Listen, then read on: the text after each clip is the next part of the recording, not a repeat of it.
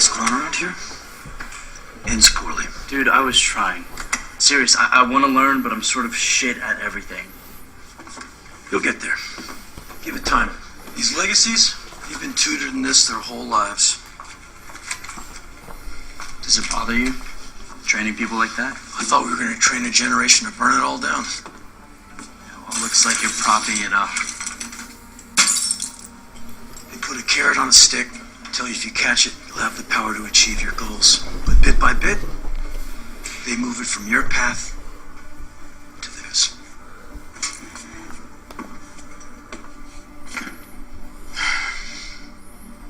Yesterday you said something that reminded me. Maybe I lost my way. Oh, I didn't mean to crumb on you. No, talk is cheap. What do I know?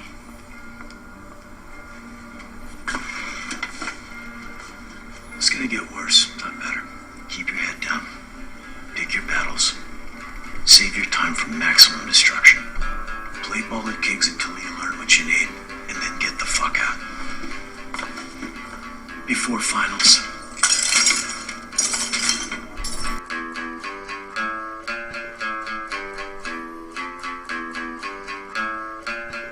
Welcome to A Deadly Class Act.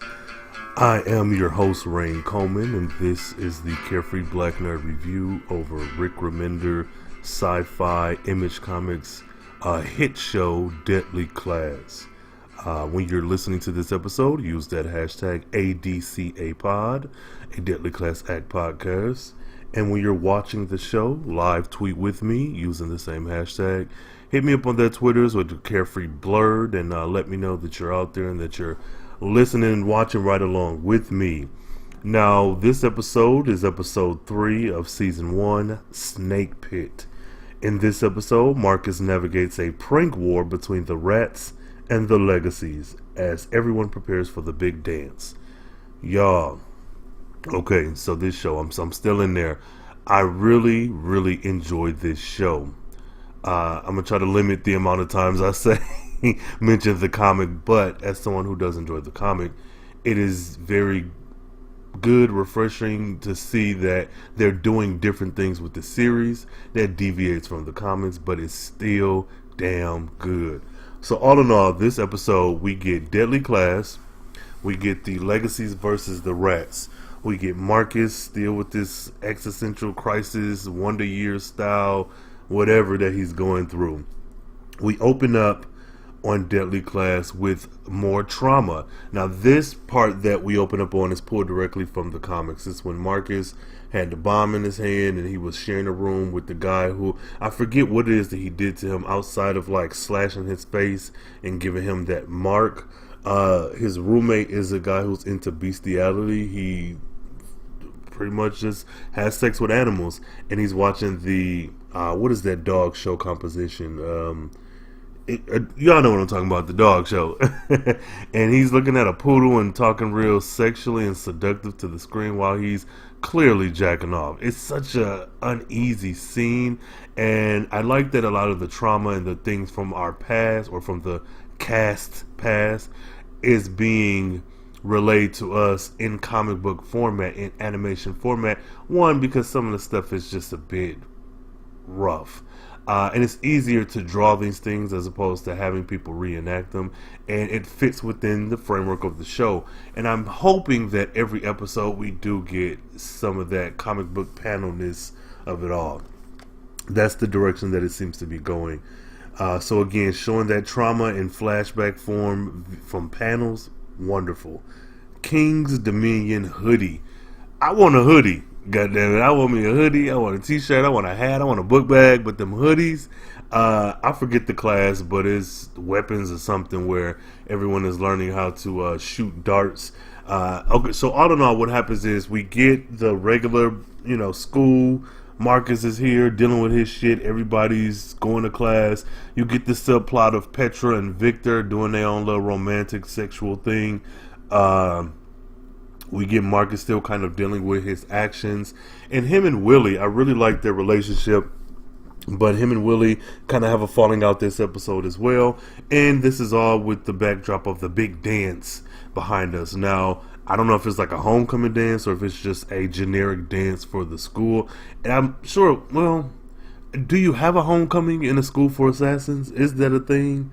So I don't know. So Victor invites Petra to the dance. She's like, "Nah, I want to go. Get off me. Don't you speak English? Can't you take no for an answer?" And we also get this kind of prank war, which is pretty much hazing between the Legacies and the Rats. I mean, from Chico making sure that the rats are eating rat meat, that Billy, one of the rats, gets his hand stuck in a mousetrap that's in his locker. It's just, I like it. And I see a lot of the critiques. You know, everyone's entitled to their own opinion, but the stuff that people are upset about, that I'm seeing anyways, just feels like, I don't feel like there's something to be mad about. It's so 80s, it's so stereotypical. That is 80s, it's whatever.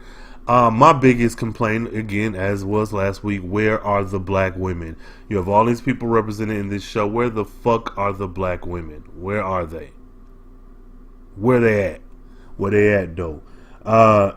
So yeah, in this, coming off of watching Riverdale, where that was just like a bunch of kids being portrayed as adults, but then sliding back into that kid shit every now and then when it serves the story. This really felt genuine. This felt like a bunch of kids out here having a good time, you know, trying to live their best life. They just happen to be good at killing.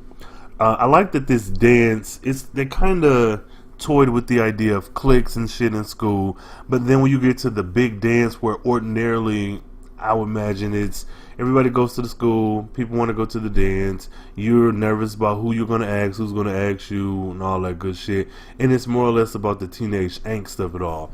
This dance, however, is very much like, you can't sit with us. I don't know if it came across to me if the dance was a whites only thing or if it was a legacy. I think it was more or less a legacies only affair. Yeah, that had to be it because Saya got in with no issue. So yeah, I think it was legacies only. But then I was like, well, if there is a way for rats to crash the party, and I don't mean crash in the sense that they sneak in, like, because it felt as if they were able to still get tickets.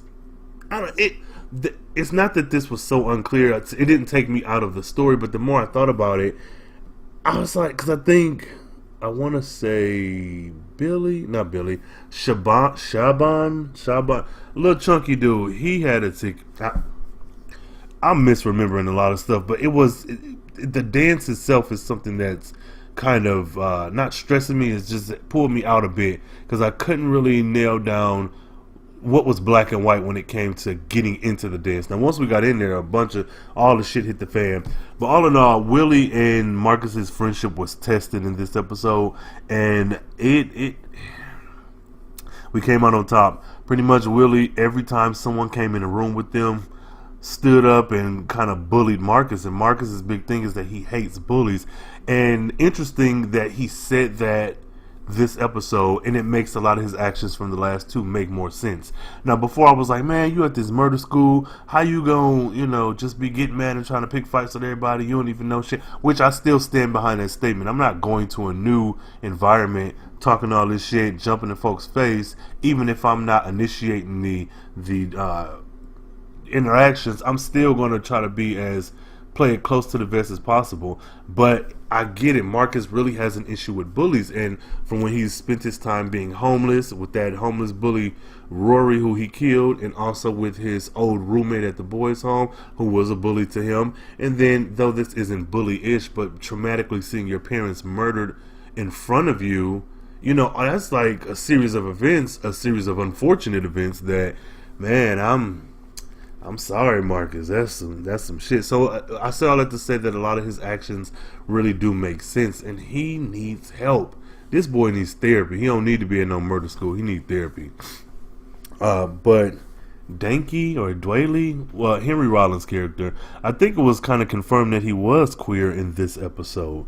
he pretty much, talk with Marcus like, shit gets better. And one thing I think that we need to pay attention to is the conversation they had once Henry Rollins dismissed his class and Marcus was still there. And he said, and I can't remember verbatim, but it was to the point, his point was, you need to get in and get out. Get in, learn all that you can, and get out by finals. And the fact that he focused on finals, it wasn't like, and get out and make something of yourself, or get out, and don't come back. Or it was just like, get out before finals, which, I'm going to say it again, I've read the comics, so I assume that I know what's coming down the pipeline. And I say assume because this show has been deviating from the book, so, something that I think might be one thing could be something entirely different. And so I have in the back of my head an event that I think I mentioned it last episode where I thought it may have made more sense to be a season finale. But hell, the way they talking, if what I think is coming down, Marcus need to get his ass up the fuck out of here for real. So I'm waiting on that. Now, this whole subplot with Petra and Victor, bro, I am hurt. My feelings are hurt. So all in all, Victor has been kind of courting Petra since they slept together last episode, which was essentially yesterday, because I believe this episode picks right up the following day.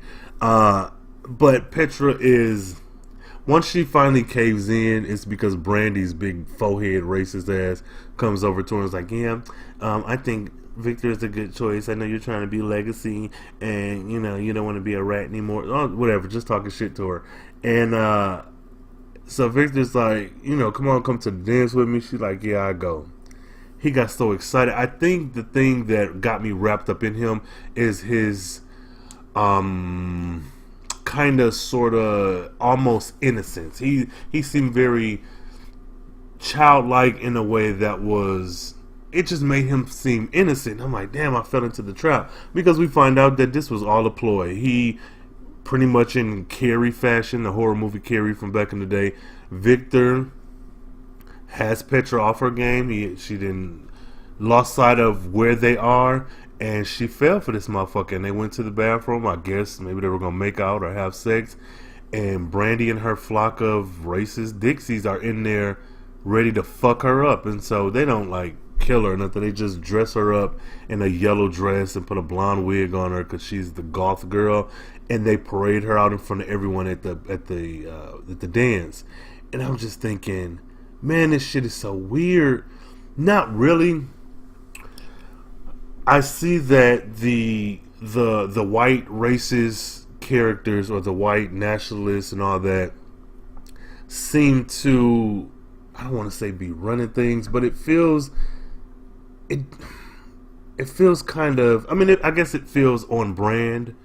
But I was like, while watching this scene, why wouldn't, because we're in a space where this is very, as similar as it is to regular high school, is very different as well. So why are we defaulting to the racist whites having the like upper hand when you have this school full of all these cliques, and the dance thing that's important to them and to legacies, but because it was a legacy thing and not a race thing, like why wouldn't the Yakuza be the bullies in this instance? Or why wouldn't the FWO, the black street gang? Or why wouldn't, like, it just felt like that was kind of lazy to make Brandy, though she is clearly the racist character. I didn't expect for Victor to kind of go along. I guess I can't read the alliances, and that's not, it doesn't bother me. It's just, it's surprising when I do see how things are rolling out.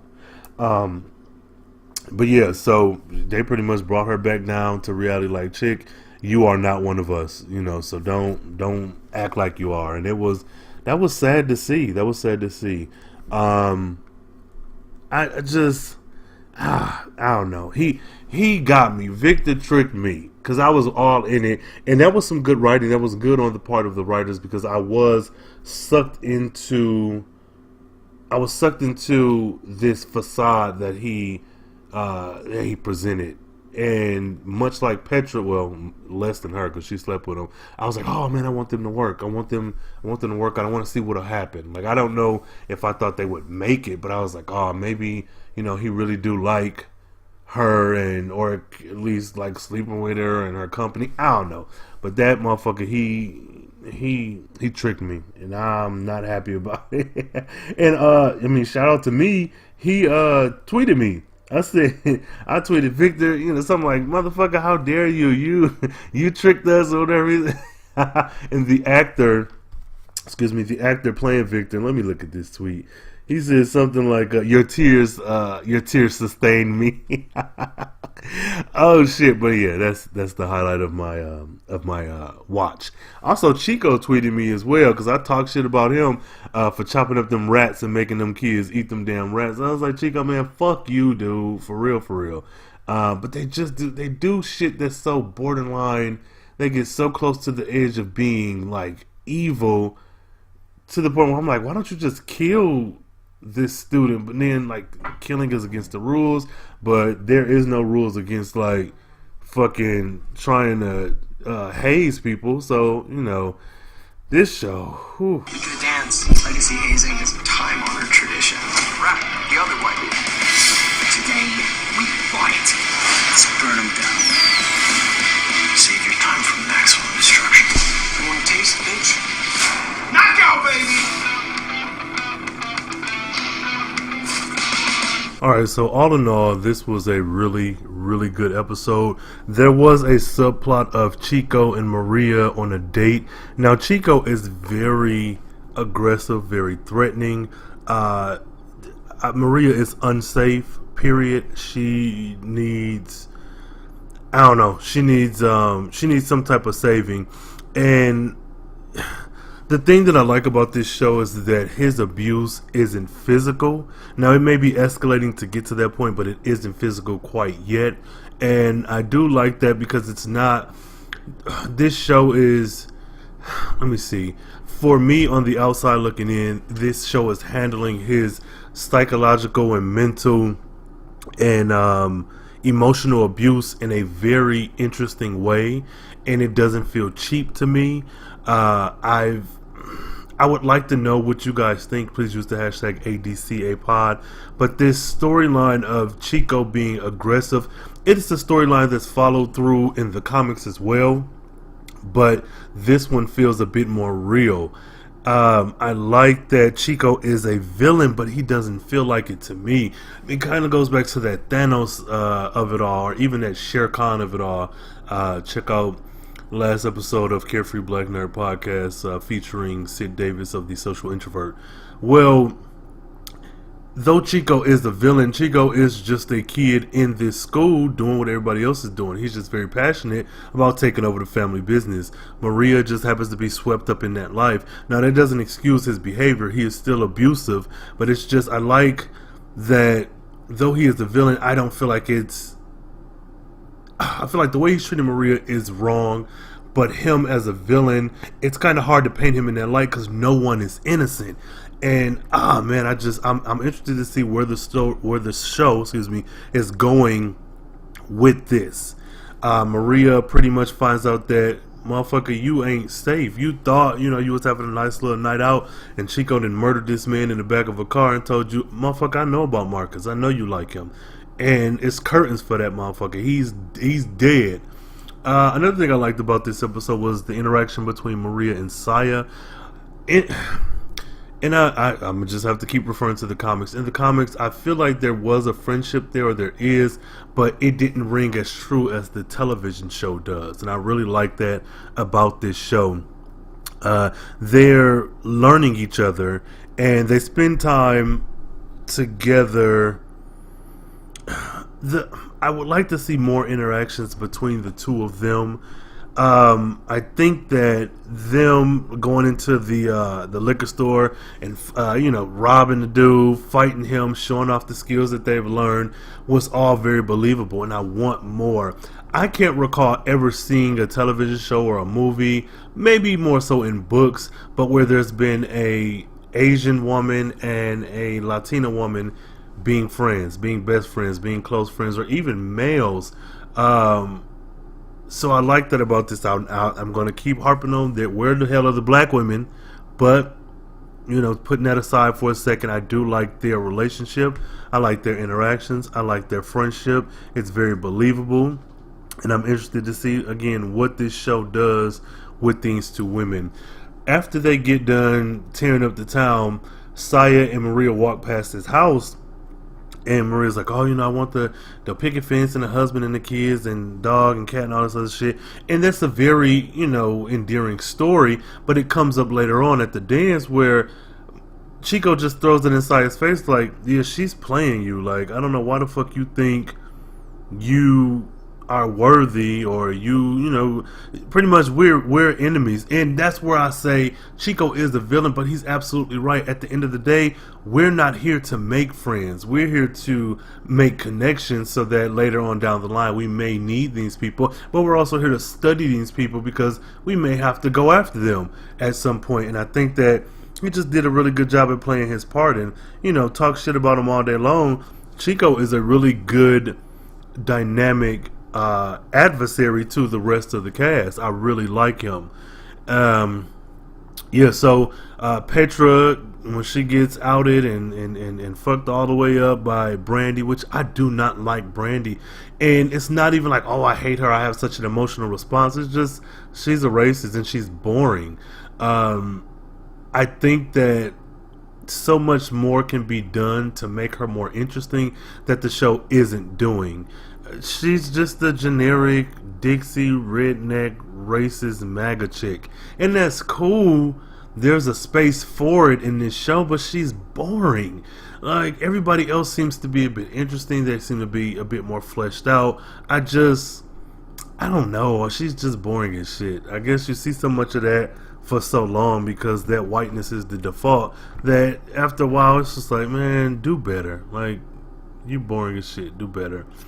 So, yeah, all that goes on. Pretty much all the shit we learned in the beginning of the episode with like shooting darts and stuff, that comes back on everyone, where Marcus and the rats, you take it out on the legacies. Now, also bringing up Chico, after Chico then fucking disrespected Maria and Saya, he is about to go upside Marcus's head, but thankfully Wong is there. Lord, Master Lin is there to break it up. It's just such a interesting. I just like what this show is doing. Sans not having black women on it, but whatever. I like what this show is doing. I'm hoping that they explore a bit more and listen to the fucking critiques. Like, you've already proven that you're going to deviate from the source material, so do that in a way that makes sense. Bring up this black girl now. Like, I don't want to wait to season 3 or 4 to see a black woman on this goddamn show. I just don't want to do that. Pretty much the show is wrapped up in a tiny, neat little bow where Billy and Petra share a kiss while listening to, I think, Lady in Red or some 80s song. And we find out at the very end that there has been a hit put out on Saya, and it's through, I think, someone that's in her gang, the Yakuza? I'm probably incorrect. Either way, shit really finna start getting even worse, and I'm interested, and I'm wondering who put the hit out on her. Now I wonder if the show is going to keep that a secret, or if we're going to know right away, and now the show is just trying to figure out how to get her out of this situation. But I think it'd be more interesting to make it a, who did this. Give me a little bit of mystery in the midst of all this 80s counterculture shit. All in all, I think this is good. I want to say I tweeted something to the effect of, is this the rats that are in the show, are they like the prequel to Hackers? And Hackers is one of my favorite movies. I believe it came out in 93. It's an early 90s movie with Angelina Jolie and this one dude, I forget his name. But it very much feels like that. Like, Billy feels like the main character from Hackers. Maybe a little bit of Lex as well, but mostly Billy. And Petra and Angelina Jolie's character, I could see them being a kind of prequel to that character. But all in all, good episode, good solid episode. The show is firing on all cylinders. I do appreciate what we're getting. Though I wasn't a teenager in the 80s, a lot of this stuff still feels nostalgic and familiar. Yeah, so I don't know. All that being said, good solid episode. A favorite? I don't know. It's probably between Maria. Probably Saya and Maria as a duo. I really enjoy. Like, I like seeing them with their night on the town. Petra, I'm not really interested. Like, this whole Victor fucked me over. It was sad. You know, he fooled me too, but it just wasn't as emotionally impactful as the rest of the episode. So I'd have to say, seeing Maria and Saya together, that's my favorite. Favorite scene, favorite character, all that good shit. I would just really enjoy them. So that has been a Deadly Class Act. Thank you guys for listening in. I do appreciate that. Make sure you check out Welcome to Riverdale on Mondays, Deadly Class Act on Tuesdays, and Black Lightning Matters on Wednesdays with my co-host Cole Jackson. Hit him up on Twitter, Cole Jackson12, and that is part of Government Name, also part of BYNK Radio. Make sure to check out my latest episode of Carefree Black Nerd Podcast proper, featuring, or with rather, guest hosting with Sid Davis. We cover Mowgli, the Legend of the Jungle, in two parts. First part is my issue 64, and the second part, at the time of this recording, should be coming out soon. But the links will be in the show notes somewhere. Check the social media. Hell, yeah, hit me up on Twitter, Carefree Blurred. Use the hashtag ADCAPod. Let's talk about a Deadly Class Act or any other shows on the Carefree Black Nerd feed. Make sure to hit me up on all social media sites at Carefree Black Nerd. There is a Facebook page. Go over and like that. Talk some shit with me. And until next time, stay carefree, stay nerdy, stay geeky, and stay the fuck out of King's Dominion. Stay away from Chico. Though he is the villain in Justified, that man, he ain't to be fucked with. Nah. Alright, y'all.